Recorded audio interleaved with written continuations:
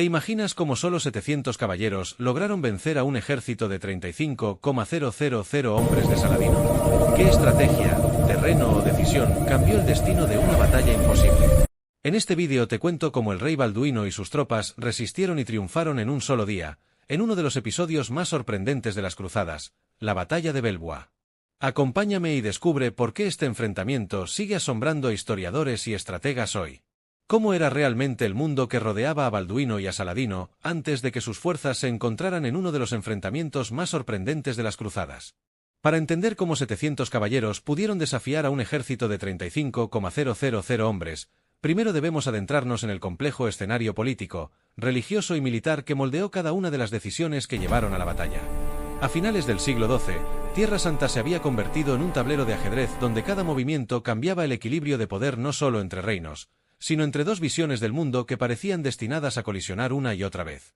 El reino de Jerusalén, fundado casi un siglo antes durante la Primera Cruzada, enfrentaba una de sus etapas más delicadas. A pesar de haber consolidado territorios y creado estructuras de gobierno relativamente estables, su supervivencia dependía de un equilibrio frágil. Alianzas entre señores cruzados con intereses divergentes, el apoyo de órdenes militares como los templarios y hospitalarios, y la capacidad de mantener abiertas las rutas marítimas con Europa para recibir refuerzos y suministros. La posición cristiana estaba llena de fortalezas imponentes, castillos avanzados y caballería pesada de élite, pero también sufría de un problema estructural imposible de ignorar, la escasez de hombres frente a un territorio demasiado grande y un enemigo cada vez más organizado. Mientras tanto, en el mundo musulmán surgía una figura destinada a redefinir el conflicto, Saladino. Lejos de ser únicamente un líder militar, Saladino era también un estadista hábil que entendió la necesidad de unir a los distintos emiratos y sultanatos musulmanes bajo un objetivo común. Su ascenso se basó en una combinación de diplomacia, estrategia y una narrativa unificadora que apelaba a la liberación de Jerusalén, un ideal profundamente poderoso dentro del Islam. Esta visión no solo le permitió consolidar poder en Egipto y Siria, sino también proyectar su autoridad sobre clanes y tribus que hasta entonces actuaban de manera independiente. Antes de su expansión, el mundo musulmán había estado marcado por divisiones internas que impedían campañas sostenidas contra los estados cruzados. Pero bajo Saladino, esa realidad cambió drásticamente. Su ejército crecía no solo en número, sino también en cohesión, logística y profesionalización. Sus fuerzas incluían arqueros a caballo expertos, infantería ligera altamente móvil y unidades de élite entrenadas para maniobras rápidas en terrenos amplios, una combinación que le otorgaba una flexibilidad táctica superior. Mientras Saladino unificaba y fortalecía su poder, el reino de Jerusalén comenzaba a sentir la presión por todos los flancos. Los líderes cruzados sabían que se acercaba un choque inevitable, pero no podían prever cuándo ni dónde. A nivel interno, la política cristiana era una mezcla de tensiones y rivalidades, facciones nobiliarias enfrentadas, disputas por el trono y tensiones constantes con órdenes militares que a veces actuaban de manera independiente. En ese contexto emerge la figura del rey Balduino, un gobernante joven que, a pesar de sus limitaciones personales y la fragilidad de su salud, demostró un liderazgo sorprendente. Su capacidad de inspirar lealtad, su firmeza estratégica y su comprensión de la geografía militar fueron claves para sostener el reino en una etapa de enorme vulnerabilidad. Para cuando ambos mundos se preparaban sin saberlo para lo que ocurriría en Belvoir, la tensión ya era palpable. Las rutas comerciales eran asediadas, los pequeños puestos avanzados sufrían ataques constantes y cada fortaleza cristiana se convertía en un punto vital para resistir el avance musulmán. La guerra ya no consistía en grandes campañas anuales, sino en un desgaste continuo donde cada error se pagaba caro. En este clima de incertidumbre, cada ejército perfeccionaba sus propias virtudes. Los cruzados confiaban en su caballería pesada, en la disciplina férrea de sus órdenes militares y en la fortaleza casi inexpugnable de sus castillos. Los musulmanes, en cambio, apostaban por la movilidad, la superioridad numérica y la estrategia envolvente. Aunque ambos lados estaban convencidos de la legitimidad de su causa, también sabían que estaban ante un enemigo formidable. Este contraste no solo explica la magnitud del choque que estaba por venir, sino que también nos ayuda a comprender por qué la victoria en Belvoir resultó tan inesperada. No era simplemente un enfrentamiento más, era el encuentro entre dos visiones estratégicas opuestas, dos liderazgos fuertes y dos mundos en conflicto permanente. Y en esa intersección histórica, la batalla que analizamos hoy tomó forma. ¿Qué tenía de especial ese pequeño grupo de 700 caballeros capaces de enfrentar a un ejército que lo superaba en número de manera abrumadora? Antes de analizar la batalla en sí, es fundamental comprender quiénes eran estos hombres, que los distinguía del resto de las fuerzas cruzadas y porque su presencia bajo el mando del rey Balduino se convirtió en un factor decisivo para uno de los episodios más fascinantes de las cruzadas. Estos 700 caballeros no eran simples guerreros montados, sino una élite compuesta por nobles, veteranos de múltiples campañas y miembros de órdenes militares con una experiencia extremadamente difícil de igualar. Para ellos, la guerra no era solo una obligación feudal o un deber religioso, sino un modo de vida en el que cada batalla era una prueba más de disciplina, valor y cohesión. Vivían para la guerra y, sobre todo, para proteger el reino de Jerusalén, un territorio cuya supervivencia dependía de hombres como ellos. En un tiempo en el que la caballería pesada era considerada la fuerza más demoledora del campo de batalla, los caballeros cruzados sobresalían por su entrenamiento riguroso. Desde jóvenes eran instruidos en el manejo de la lanza, la espada, el escudo y el caballo de guerra, un animal especialmente criado para soportar el peso del jinete y su armadura. La coordinación entre caballero y montura era tan precisa que, al momento de la carga, ambos se convertían en un solo cuerpo capaz de abrir líneas enteras en las formaciones enemigas. Este nivel de preparación requería años de práctica y un esfuerzo constante por mantener la forma física y la resistencia necesaria para librar combates prolongados. Entre estos 700 se encontraban también miembros de órdenes como los templarios y los hospitalarios, considerados en la época como verdaderos profesionales de la guerra.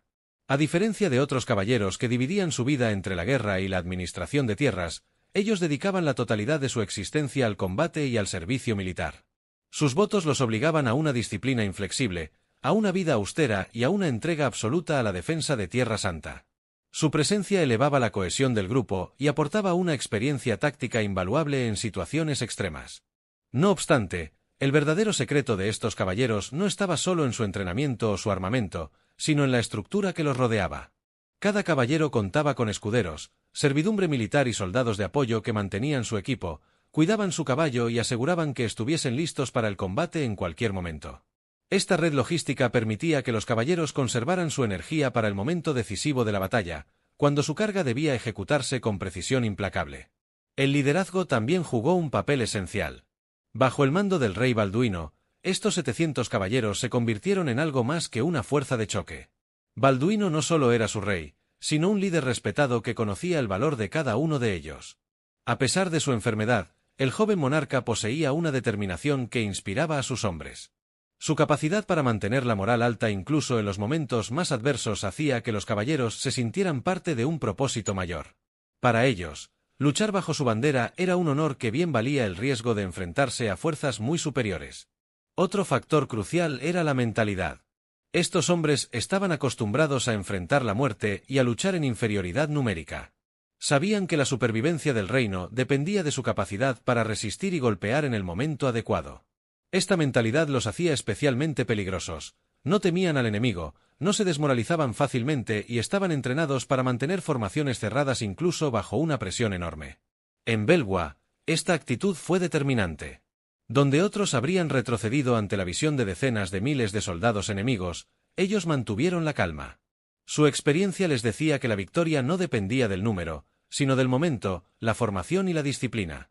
Y si algo caracterizaba a estos 700 caballeros era precisamente la disciplina, la capacidad de ejecutar órdenes sin vacilaciones, de mantener la cohesión en medio del caos y de coordinar una carga devastadora incluso en las condiciones más desfavorables.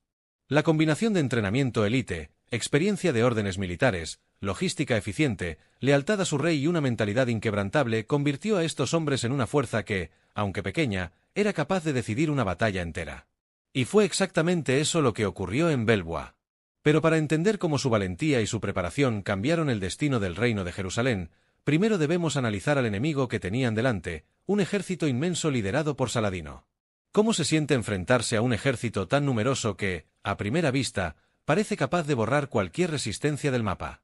Para entender la magnitud de lo que ocurrió en Belwa, primero debemos conocer a fondo al colosal ejército de Saladino, una fuerza que, con aproximadamente 35,000 hombres, representaba no solo poder militar, sino también un proyecto político y religioso que buscaba transformar el equilibrio de poder en Tierra Santa. No se trataba simplemente de una acumulación de soldados, era el resultado de años de unificación, estrategia y construcción de un ejército profesional capaz de operar en campañas prolongadas con una eficiencia que pocas veces se había visto en Oriente Medio. La fuerza de Saladino estaba compuesta por varias unidades con funciones muy específicas, y todas ellas habían demostrado su eficacia en campañas anteriores. En primer lugar, se encontraban los arqueros a caballo, uno de los elementos más temidos del ejército musulmán. Estos jinetes, expertos en disparar proyectiles con precisión incluso a gran velocidad, formaban la columna vertebral de la movilidad táctica de Saladino. Su función no era chocar directamente con la caballería pesada cristiana, sino hostigarla, desgastarla y empujarla hacia posiciones desfavorables. La velocidad con la que podían rodear, atacar y retirarse era una herramienta devastadora contra ejércitos más lentos y rígidos. A ello se sumaba la infantería ligera, entrenada para avanzar con rapidez, ocupar posiciones elevadas o adaptarse a diferentes formaciones según lo exigiera el terreno. Su armamento más ligero, compuesto por lanzas, espadas curvas y escudos medianos, les permitía moverse a gran velocidad, algo esencial en los paisajes montañosos y quebrados donde frecuentemente se desarrollaban estas campañas. Pero no todo era movilidad. El ejército de Saladino también contaba con contingentes de infantería pesada, tropas más disciplinadas y mejor protegidas que servían como ancla en el campo de batalla. Aunque no eran tan dominantes como la caballería cristiana en combate directo, funcionaban como soporte táctico, sosteniendo líneas, protegiendo flancos y reforzando puntos críticos. Y por supuesto, estaba la guardia personal del sultán, un grupo selecto de guerreros experimentados cuya lealtad a Saladino era absoluta. Estos soldados actuaban no solo como protección, sino también como una fuerza de reacción rápida para intervenir donde la línea necesitara un golpe contundente o una defensa férrea. Lo verdaderamente impresionante del ejército de Saladino no era solo su tamaño, sino su organización. Operar con decenas de miles de hombres requería una estructura logística enorme: suministros, agua, comida para soldados y animales, mantenimiento de armas, mensajeros, exploradores y una cadena de mando que pudiera transmitir órdenes con claridad en medio del caos. Saladino había aprendido a perfeccionar todo esto durante sus campañas en Egipto y Siria. De hecho, uno de sus mayores talentos era la capacidad de mover grandes contingentes a través del desierto sin perder cohesión ni eficacia. Además, el ejército musulmán contaba con un elemento que pocas veces se menciona pero resulta fundamental: la moral. Saladino había logrado unificar a diferentes tribus, emiratos y facciones bajo la idea común de recuperar Jerusalén. Este propósito otorgaba a su ejército una motivación poderosa, una narrativa que elevaba el combate más allá de un simple enfrentamiento territorial. Para muchos de sus soldados, cada victoria era un paso hacia la restauración de una ciudad sagrada, y ese tipo de convicción podía transformar la forma en que se enfrentaban a la guerra. Sin embargo, esta misma confianza podía convertirse en un arma de doble filo. La superioridad numérica a veces llevaba a descuidar factores tácticos esenciales, especialmente cuando se subestimaba la capacidad defensiva de los cruzados o la dificultad del terreno. Y en Belbois, eso era exactamente lo que estaba en juego: un ambiente montañoso, fortificado y perfecto para neutralizar gran parte de las ventajas de un ejército tan móvil. Otro punto importante para entender por qué los 35,000 de Saladino no lograron arrasar a los 700 caballeros es el tipo de guerra que estaban acostumbrados a librar. Su estilo se basaba en desgaste, rodeo, acoso constante y largas campañas, no tanto en choques frontales contra caballería pesada compacta, bien posicionada y dirigida por un líder como Balduino. En muchos casos, los ejércitos de Saladino triunfaban al agotar a su enemigo, cortar suministros o forzarlo a rendirse por presión constante. Pero en Belbois, sus tácticas encontraron límites concretos. Lo que resulta más fascinante es que, pese a su tamaño y versatilidad, el ejército de Saladino no era invencible. Como toda gran maquinaria, dependía de una buena lectura del terreno, una ejecución coordinada y un cálculo preciso del riesgo. En Belbois, estos tres elementos se vieron desafiados por la combinación de disciplina, estrategia y posición ventajosa del pequeño ejército cristiano. Y así, a pesar de la inmensidad de sus fuerzas, el resultado no fue el que nadie habría esperado. Para entender por qué este coloso militar falló frente a una fuerza tan reducida, debemos analizar el escenario donde todo ocurrió: la fortaleza y el terreno de Belbois. Allí es donde la historia realmente empieza a inclinarse hacia lo inesperado. ¿Qué hace que un lugar, un simple punto en el mapa, pueda convertirse en el factor decisivo que inclina una batalla aparentemente imposible? Para entender por qué 700 caballeros lograron resistir y derrotar a un ejército incomparablemente superior en número, debemos adentrarnos en el escenario donde todo ocurrió: Belbois, una fortaleza y un terreno que no solo ofrecían protección, sino que ofrecían ventajas tácticas tan significativas que transformaron la dinámica completa del enfrentamiento. Belbois no era un castillo cualquiera. Construido por los hospitalarios en una de las zonas más estratégicas del reino de Jerusalén, dominaba una meseta elevada sobre el valle del Jordán. Desde allí se podía observar el movimiento de cualquier ejército a kilómetros de distancia. Esto significaba que, Antes de que los enemigos siquiera se acercaran, los defensores ya contaban con información precisa sobre su número, su dirección y su formación. En una época sin comunicaciones rápidas, esta simple ventaja visual equivalía a controlar el ritmo de la guerra. El terreno alrededor de Belvoir era igualmente determinante. La ascensión hacia la fortaleza obligaba a cualquier ejército invasor a avanzar cuesta arriba, exponiéndose mientras perdía velocidad y capacidad de maniobra. Para caballería ligera, como la de Saladino, era un desafío, para infantería pesada, un tormento, y para una fuerza tan grande como 35,000 hombres, un obstáculo que complicaba cualquier intento de ataque coordinado. Pero hay algo aún más decisivo, la forma en que el terreno fragmentaba las formaciones enemigas. A diferencia de las extensas llanuras donde la movilidad de Saladino podía desplegarse sin restricciones, Belvoir limitaba el espacio disponible y obligaba al ejército musulmán a avanzar en columnas estrechas, sin posibilidad de envolver a los defensores o rodearlos de la manera habitual. Esta reducción del campo de acción anulaba gran parte del poder militar de Saladino. En otras palabras, Belvoir obligó a un ejército diseñado para moverse a luchar de forma estática, y ese cambio táctico fue devastador. Las murallas de la fortaleza jugaban su propio papel. Belvoir había sido diseñada siguiendo un concepto innovador para la época, una estructura de doble muralla con un diseño hexagonal irregular que permitía a los defensores cubrir más ángulos y crear zonas de fuego cruzado. Esto significaba que los atacantes nunca podían avanzar sin exponerse a múltiples frentes al mismo tiempo. Incluso un número superior se volvía irrelevante cuando era canalizado hacia puntos estrechos donde solo unos pocos podían combatir a la vez. Y al reducirse el número de atacantes simultáneos, la ventaja numérica de Saladino se desvanecía.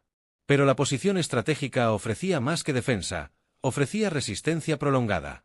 La fortaleza contaba con cisternas para almacenar agua, almacenes de alimentos y un diseño que permitía sostener un asedio durante meses. Saladino sabía que un ataque directo implicaba enormes pérdidas, un asedio, demasiado tiempo. Cada día que pasaba sin una victoria rápida era un desgaste para su ejército, mientras que los defensores mantenían la moral en alto, protegidos por su fortaleza imponente. Los hospitalarios, expertos en combate defensivo, habían elegido Belvoir por una razón: desde allí podían detener o frenar cualquier avance musulmán hacia el corazón del reino.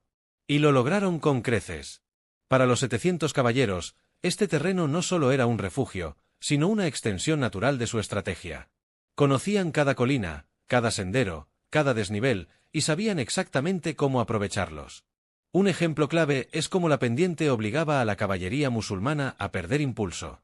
Mientras en terreno plano una carga podía ser devastadora, en Belvoir esa misma carga se convertía en un avance lento y vulnerable. Por el contrario, los cruzados podían lanzar contraataques breves pero precisos, golpeando desde posiciones elevadas y regresando rápidamente a la seguridad que ofrecía el terreno. A todo esto se suma el impacto psicológico. Para un ejército tan grande como el de Saladino, encontrarse con un enemigo pequeño pero bien parapetado en un entorno casi diseñado para resistir generaba frustración, desgaste y un aumento constante del riesgo. La superioridad numérica, que en teoría debería asegurar la victoria, se convertía en un problema logístico: alimentar a miles de hombres, mantener la disciplina, evitar la deserción o el agotamiento. Cada día que pasaba sin un avance era una ventaja para los 700. Y eso era exactamente lo que Balduino entendió: que Belvoir no era solo una fortaleza, sino una trampa natural para cualquier ejército demasiado confiado. Este terreno, imponente y estratégico, niveló el campo de batalla, borró la ventaja numérica de Saladino y convirtió a un pequeño grupo de caballeros en una muralla infranqueable. Conociendo ahora el escenario, podemos adentrarnos en la antesala de la batalla, los movimientos previos, las decisiones cruciales y los errores que marcaron el destino de ambos ejércitos antes del choque principal. Antes de seguir, no olvides suscribirte para no perderte más contenido como este. Así estarás siempre al tanto de nuestros próximos vídeos. Ahora, sigamos. ¿Qué sucede en los momentos previos a una batalla cuando ambos bandos saben que un solo error puede definir el destino de una campaña entera? Antes del choque definitivo en Belvoir, hubo una serie de movimientos, decisiones y cálculos estratégicos que determinaron no solo cómo se desarrollaría el combate, sino también por qué un ejército tan pequeño pudo resistir el avance de una fuerza abrumadoramente superior. Esta etapa previa, a menudo pasada por alto, es clave para entender cómo se gestó una de las victorias más sorprendentes de las cruzadas. Todo comenzó con el avance de Saladino hacia una zona que consideraba vulnerable y esencial para debilitar al reino de Jerusalén. Con 35,000 hombres a su disposición, confiaba en que la presión constante, combinada con su superioridad numérica, permitiría aislar y destruir posiciones clave. Sin embargo, lo que no esperaba era encontrarse con una resistencia tan bien organizada y anticipada por el rey Balduino. Balduino sabía que no podía permitirse una batalla abierta en campo llano. Con un ejército tan reducido, cualquier enfrentamiento directo sería un suicidio táctico. Por eso, en lugar de enfrentarse a Saladino en terreno desfavorable, se replegó de manera calculada hacia Belbuá. No fue una retirada caótica, sino un movimiento estratégico que buscaba forzar al enemigo a combatir en el único lugar donde las probabilidades podían equilibrarse. Esta decisión sorprendió a muchos, incluso dentro del propio ejército cristiano. Algunos esperaban una respuesta más ofensiva, pero Balduino entendía que cada paso debía ser medido. Sabía que Belbuá ofrecía ventaja visual, defensiva y logística, y que ningún general enemigo podría ignorar una fortaleza tan imponente en su camino. Mientras los cruzados consolidaban su posición, Saladino avanzaba con la expectativa de que su enemigo buscaría huir o dispersarse ante tan enorme despliegue militar. Pero conforme sus exploradores reportaban los movimientos cristianos, una realidad incómoda empezó a aparecer. Los defensores no estaban huyendo, sino preparándose. Fue aquí cuando Saladino enfrentó una de las primeras grandes decisiones de esta campaña. Debía decidir si rodear la zona para forzar a los cruzados a salir, atacar de inmediato para aplastarlos rápidamente o intentar un asedio prolongado. Cada una de estas opciones tenía ventajas y riesgos. Rodear implicaba dividir tropas, atacar significaba exponer a su ejército en un terreno desfavorable, y un asedio, aunque posible, drenaría recursos y tiempo que no podía desperdiciar. Finalmente, optó por avanzar y presionar, convencido de que, incluso en un terreno difícil, la presión numérica y el constante hostigamiento terminarían quebrando la resistencia cristiana. Esta decisión, aunque lógica a primera vista, ignoraba uno de los elementos fundamentales del conflicto, la moral cruzada. Los hospitalarios y caballeros bajo el mando de Balduino no eran soldados que se desgastaran fácilmente. Su motivación era alta, su disciplina férrea y su compromiso absoluto. Además, la presencia del propio rey, a pesar de su enfermedad, impulsaba a los hombres a mantenerse firmes. Mientras tanto, los movimientos de exploración jugaron un papel crucial. Ambos bandos enviaron exploradores, pero los cruzados tenían la ventaja del terreno elevado, lo que les permitía identificar rutas de aproximación y anticipar los movimientos enemigos con una precisión mucho mayor. Saladino, por su parte, dependía de reportes que a menudo llegaban con retraso o se confundían por la dificultad del terreno. Esta diferencia en la calidad de información comenzó a influir directamente en la toma de decisiones. Por ejemplo, los cruzados sabían exactamente desde dónde vendría el grueso del ejército musulmán y podían preparar defensas y emboscadas. En cambio, Saladino debía adivinar la posición exacta de los cristianos, lo que añadía incertidumbre a cada maniobra. Otro elemento decisivo fue la preparación logística. Los defensores aprovecharon cada minuto para reforzar posiciones, distribuir suministros y asegurar que cada caballero y soldado estuviera completamente equipado. Sabían que no tendrían margen para errores.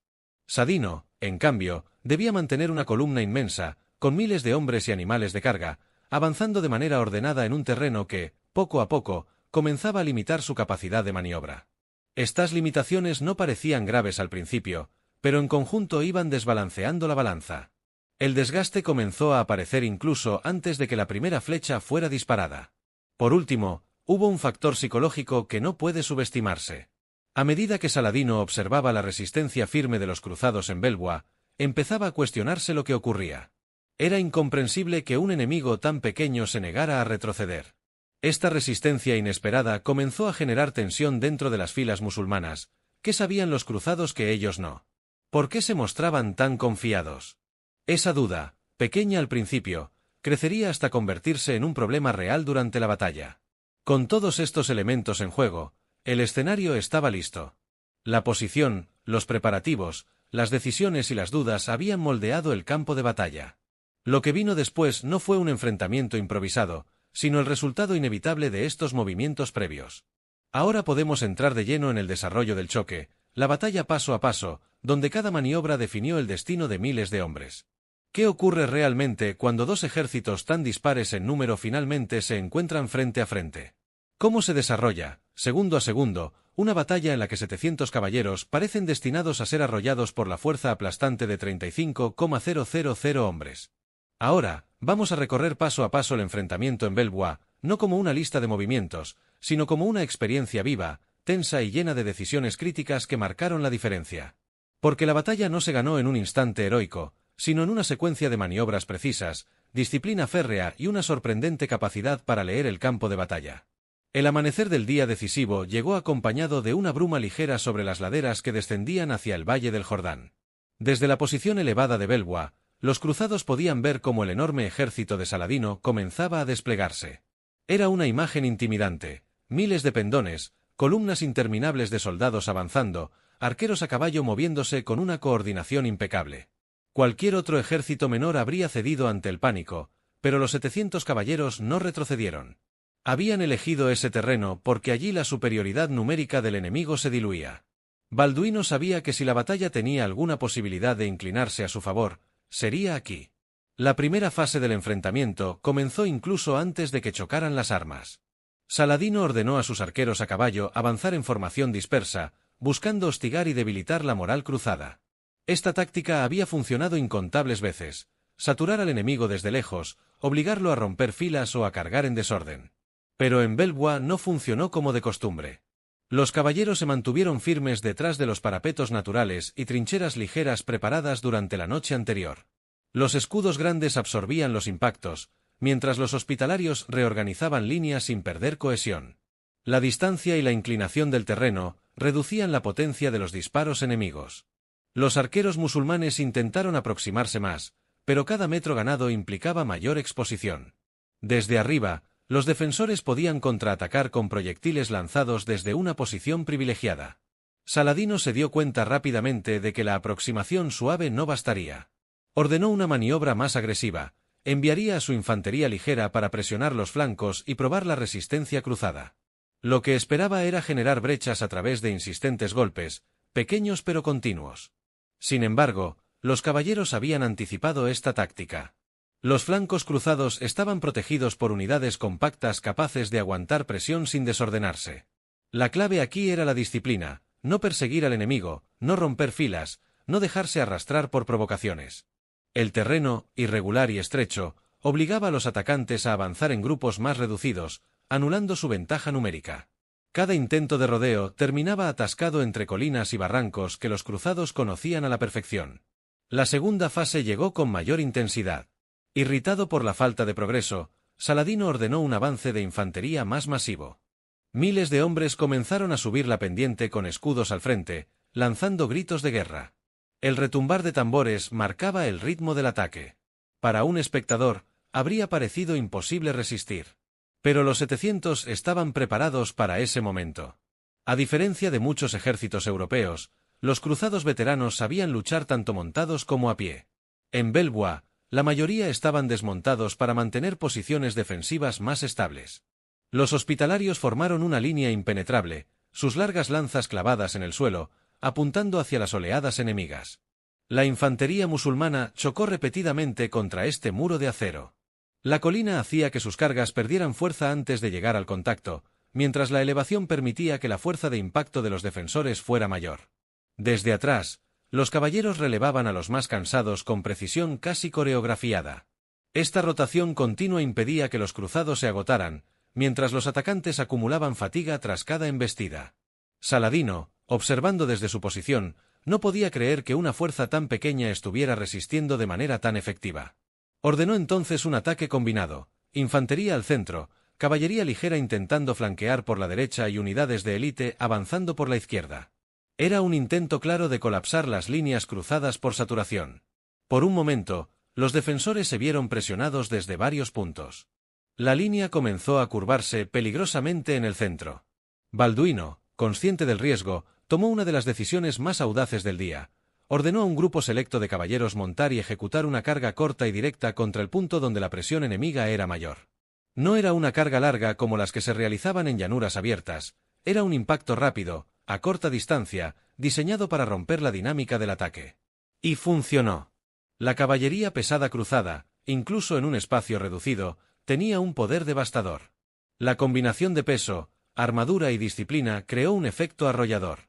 La línea musulmana vaciló, retrocedió y comenzó a fragmentarse. Lo que había sido un ataque coordinado se convirtió en una retirada desordenada en cuestión de minutos. La moral de los defensores se elevó. Pero la batalla estaba lejos de terminar. Saladino, consciente de que estaba perdiendo terreno, lanzó su apuesta más ambiciosa. Envió a su guardia personal, una fuerza de élite entrenada para romper formaciones y restaurar el orden en situaciones críticas. Estos hombres avanzaron con determinación, sabiendo que eran la última esperanza para inclinar la batalla. La tensión en la colina alcanzó su punto máximo. El choque fue brutal. A diferencia de los otros contingentes, la guardia personal sí logró empujar a los cruzados varios metros hacia atrás. Por un instante, la defensa pareció quebrarse. Los gritos, el ruido de metal contra metal y el polvo que se levantaba de la pendiente creaban una escena caótica. Pero aquí ocurrió uno de los momentos más impresionantes de la batalla. Balduino, presente en el frente a pesar de su enfermedad, se negó a retroceder. Su presencia física, su determinación y el sonido de su voz mantuvieron a los defensores firmes. En ese instante crítico, los caballeros ejecutaron otra maniobra clave, formaron una cuña defensiva que concentró su fuerza hacia el punto de presión mayor. Esta técnica permitía que un grupo pequeño resistiera la fuerza de uno mucho mayor, desviando parte del impacto hacia los lados. La guardia de Saladino quedó atrapada en un embudo mortal. Incapaces de rodear, perdieron movilidad y comenzaron a sufrir bajas significativas. Cuando sus líneas empezaron a desordenarse, los cruzados aprovecharon el momento. Una nueva carga corta, precisa y perfectamente sincronizada rompió por completo el ataque. La guardia personal tuvo que retroceder. Fue en ese momento cuando el ánimo del ejército musulmán comenzó a resquebrajarse. Las retiradas parciales, la imposibilidad de superar la pendiente, la falta de avances concretos y el desgaste acumulado empezaron a pasar factura. Los exploradores reportaban que el terreno impedía cualquier maniobra envolvente. Las unidades estaban agotadas, y la moral disminuía rápidamente. Saladino enfrentó una decisión difícil: continuar el ataque a cualquier costo o retirarse para evitar un desastre mayor. Contra todo pronóstico, decidió frenar la ofensiva. Ordenó a sus hombres retroceder y reorganizarse. Lo que había comenzado como una campaña destinada a arrasar el territorio cruzado se había transformado en un enfrentamiento donde el desgaste y la frustración superaban cualquier expectativa. Mientras el ejército musulmán se retiraba, los cruzados no persiguieron. Sabían que su victoria no dependía de una persecución arriesgada, sino de haber resistido contra lo imposible. En ese silencio posterior al combate, con el valle extendiéndose a lo lejos, los 700 caballeros comprendieron que habían logrado un triunfo que pasaría a la historia. No habían derrotado a Saladino por fuerza bruta, sino por estrategia, disciplina, control del terreno y una fortaleza emocional extraordinaria. Cada fase del combate había sido una prueba, cada maniobra una apuesta calculada. Y al final, el pequeño ejército había demostrado que incluso las mayores fuerzas pueden caer cuando subestiman a un enemigo bien preparado. La batalla de Belvoir no fue solo una victoria militar, fue una lección eterna sobre liderazgo, fortaleza y el poder del terreno en la guerra. ¿Qué factores pueden convertir a un pequeño grupo de 700 hombres en una fuerza capaz de detener y derrotar a un ejército de 35,000? ¿Qué elementos tácticos, estratégicos y psicológicos se alinearon para que una victoria que parecía imposible se convirtiera en realidad? Para comprender por qué Belvoir quedó grabada como una de las mayores hazañas militares de las cruzadas, es necesario desmontar pieza por pieza los elementos que hicieron posible este resultado inesperado. No fue suerte ni milagro. Fue una combinación precisa de decisiones, preparación y dominio del entorno. El primer factor decisivo fue el terreno.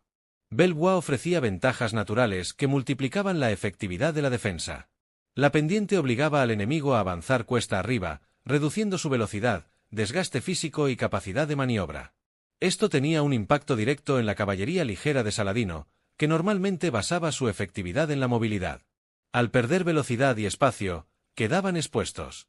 Además, la estrechez de ciertos accesos impedía que las unidades musulmanas desplegaran toda su fuerza. Solo podían avanzar en grupos reducidos, anulando su superioridad numérica. En esencia, los 35,000 no podían atacar como un solo organismo, se veían obligados a hacerlo como fragmentos dispersos. El segundo factor clave fue la disciplina y cohesión de los 700 caballeros. Estos hombres no solo eran soldados bien entrenados, eran fuerzas élite acostumbradas a seguir órdenes con precisión absoluta. Sabían cómo mantener una formación estable bajo presión constante. No se dejaban arrastrar por provocaciones, ni perseguían al enemigo cuando se retiraba ligeramente. Su capacidad para sostener líneas durante largos periodos, intercambiar posiciones sin perder el ritmo y ejecutar cargas cortas perfectamente sincronizadas marcó la diferencia. Si una unidad se rompe, toda la línea colapsa. Pero en Belvoir ninguna unidad cristiana cedió. El tercer elemento fundamental fue el liderazgo. El rey Balduino, pese a su enfermedad, se mantuvo en primera línea. Su presencia física, su voz, su firmeza emocional, tenían un efecto psicológico profundo en sus hombres. Ver a su rey resistir junto a ellos reforzaba la moral. Para muchos, retroceder no era una opción mientras Balduino se mantuviera de pie. En contraste, Saladino observaba desde una posición más segura, lo cual era lógico desde una perspectiva estratégica, pero disminuía su impacto emocional directo sobre las tropas. En batallas donde la moral juega un rol tan importante, ese detalle puede cambiarlo todo. Otro factor decisivo fue el tipo de combate. Saladino estaba acostumbrado a desgastar al enemigo con hostigamiento constante y movilidad superior. En campo abierto, sus tácticas eran letales. Pero en Belvoir, tuvo que recurrir a ataques frontales repetidos, la forma de combate donde los cruzados eran más fuertes. La caballería pesada europea, incluso desmontada, era devastadora en choques directos. Su armadura, escudos y lanzas estaban diseñados precisamente para resistir embestidas de infantería y caballería ligera. Al obligar al ejército musulmán a luchar en condiciones desfavorables, los cruzados aprovecharon esa fortaleza al máximo. También fue clave la administración del agotamiento. Mientras el ejército de Saladino tenía que subir pendientes, reorganizarse continuamente, rotar unidades y mantener formaciones en terreno irregular, los cruzados podían administrar mejor sus energías. Cambiaban posiciones entre tropas cansadas y frescas, bebían agua almacenada en la fortaleza y descansaban brevemente cuando el ritmo de ataque disminuía. El desgaste físico fue un enemigo silencioso para los 35,000.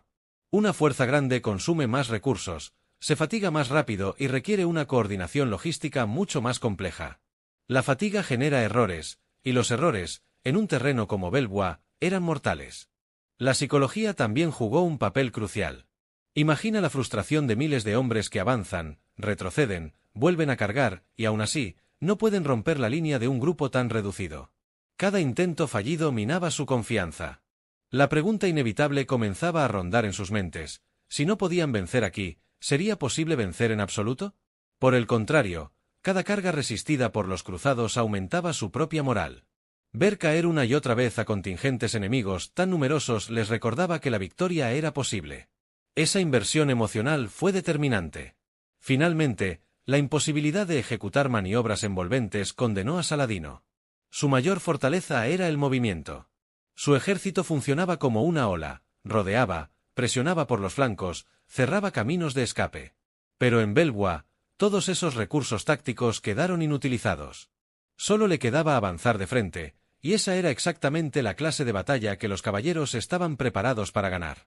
En conjunto, estos elementos formaron un círculo perfecto. El terreno limitó al enemigo, la disciplina mantuvo firme la línea, el liderazgo elevó la moral, la táctica cruzada fue superior en condiciones estáticas y la psicología desarmó lentamente al ejército de Saladino. Así, 700 hombres no solo resistieron, derrotaron a 35,000. La batalla de Belvoir no es una simple anécdota heroica. Es una lección magistral sobre estrategia, adaptación y cómo un ejército pequeño puede ser invencible si pelea en su terreno, con su método y bajo un liderazgo capaz de convertir la desventaja en fortaleza. ¿Qué efectos puede tener una sola batalla sobre el futuro de un reino entero? ¿Cómo puede un enfrentamiento relativamente pequeño, protagonizado por apenas 700 caballeros, alterar el rumbo de una guerra mucho más grande? Para entender plenamente la importancia de Belvoir, debemos mirar más allá del combate y analizar lo que ocurrió después, sus consecuencias inmediatas, su impacto psicológico y estratégico, y el legado que dejó tanto para los cruzados como para el propio Saladino. Porque esta batalla no solo fue una victoria inesperada, fue un mensaje contundente enviado al mundo medieval. Comencemos con el efecto más inmediato, la contención del avance musulmán. Saladino había iniciado su campaña con la intención de presionar al reino de Jerusalén desde varios frentes, debilitando fortificaciones y forzando a los cruzados a dividir sus fuerzas. La derrota en Belvoir no solo detuvo ese impulso, sino que lo revirtió temporalmente. El ejército musulmán, exhausto y frustrado, tuvo que reorganizarse y reevaluar la ruta de su campaña. Esto dio al reino un margen valiosísimo para reforzar posiciones, mover tropas y preparar la defensa de otras fortalezas críticas. Mientras tanto, la victoria tuvo un impacto moral incalculable en los cruzados. Para un reino constantemente en inferioridad numérica, enfrentando amenazas desde múltiples direcciones, resistir y derrotar a un ejército tan enorme enviaba un mensaje de esperanza. La narrativa de que Dios protegía al reino se reforzó, lo que elevó la moral de soldados, nobles y órdenes militares. Esta sensación de fortaleza espiritual era vital en una época donde el fervor religioso influía profundamente en la capacidad militar. Para los habitantes de Tierra Santa, Belvoir se convirtió en símbolo de resistencia. Cada castillo tenía su propia reputación, pero tras esta batalla, Belvoir pasó a representarlo todo: disciplina, estrategia e incluso milagro. En Europa, los reportes de la victoria generaron un efecto similar. Las noticias de que un pequeño grupo de caballeros había logrado lo imposible sirvieron para justificar nuevas oleadas de apoyo, tanto económico como militar. En tiempos donde las cruzadas dependían del entusiasmo de nobles europeos, una victoria así era un poderoso incentivo para continuar enviando recursos y refuerzos. Pero si en el lado cristiano el impacto fue positivo, en el bando musulmán la batalla tuvo efectos complejos. Saladino era un líder respetado, pero incluso los líderes más admirados deben enfrentar las consecuencias de sus derrotas. La incapacidad para vencer a un grupo tan pequeño generó cuestionamientos internos. No se trataba de dudas sobre su poder, sino sobre la conveniencia de atacar ciertas posiciones fortificadas sin estudiar mejor el terreno o sin adaptar las tácticas. Esta reflexión forzó a Saladino a perfeccionar aún más su estrategia para campañas posteriores. El sultán comenzó a evitar enfrentamientos prolongados en zonas elevadas y fortificadas, centrándose en otras debilidades del reino de Jerusalén, especialmente su dependencia de rutas comerciales y de agua. Es decir, la derrota en Belvoir ayudó a moldear la estrategia que Saladino usaría con éxito años después. A nivel militar, la batalla dejó lecciones para ambos lados. Para los cruzados, reafirmó la importancia del terreno, la disciplina y la preparación defensiva. Para los musulmanes, demostró que la superioridad numérica no garantizaba la victoria si se enfrentaban a un enemigo bien atrincherado. Esta comprensión influyó directamente en la forma en que Saladino enfrentó castillos como Kerak o Krak de los Caballeros, donde la paciencia estratégica se volvió más importante que el ímpetu ofensivo. Otro efecto notable fue la consolidación del prestigio de las órdenes militares. Hospitalarios y templarios, presentes en la defensa, elevaron aún más su reputación. Su participación mostraba que no solo eran guardianes espirituales y militares, sino auténticos expertos en tácticas defensivas. Esta creciente fama atrajo más donaciones desde Europa, más caballeros y más influencia política dentro del reino. La victoria también reforzó la figura del rey Balduino. Aunque su enfermedad avanzaba, Belvoir demostró que su liderazgo estratégico seguía intacto. Su capacidad para tomar decisiones difíciles, retirarse al terreno adecuado y mantener la moral de sus tropas lo convirtió en una figura aún más respetada. Para un reino cuyo futuro era incierto, la figura de un rey fuerte y decidido era un factor de estabilidad. A largo plazo, el legado de Belvoir es el de una batalla que desafía las probabilidades. Se convirtió en referencia obligada para estrategas medievales que buscaban ejemplos de defensa exitosa contra fuerzas superiores. La combinación de fortaleza natural, tácticas bien ejecutadas y disciplina férrea la convirtió en un caso de estudio sobre cómo un ejército pequeño, pero altamente preparado, puede imponerse sobre uno mucho mayor. Más allá de su impacto militar, Belvoir dejó una huella narrativa y simbólica. Para los cruzados representó la prueba de que podían resistir, que la causa seguía viva y que la derrota no era inevitable. Para Saladino fue un recordatorio de que incluso el líder más brillante puede ser sorprendido por un pequeño grupo de hombres decididos a luchar hasta el final. En última instancia, la batalla de Belvoir no cambió el destino completo de las cruzadas, pero sí cambió la percepción de lo posible. Y su legado perdura como una de las demostraciones más contundentes de que, en la guerra, el número nunca es el único factor determinante. ¿Qué nos deja realmente esta historia? Que incluso en los momentos más desesperados, la estrategia, el liderazgo y la determinación pueden cambiarlo todo. Belvoir no fue solo una victoria militar, fue una lección eterna sobre cómo un pequeño grupo puede desafiar a un gigante y ganar. Si te ha sorprendido esta increíble hazaña y quieres seguir descubriendo más episodios épicos, conspiraciones medievales y batallas decisivas, te invito a suscribirte al canal. Dale like si disfrutaste el análisis y cuéntame en los comentarios qué parte de esta historia te impactó más o qué otro acontecimiento histórico te gustaría que analicemos. Tu participación ayuda enormemente a que este contenido llegue a más personas. Nos vemos en el próximo vídeo.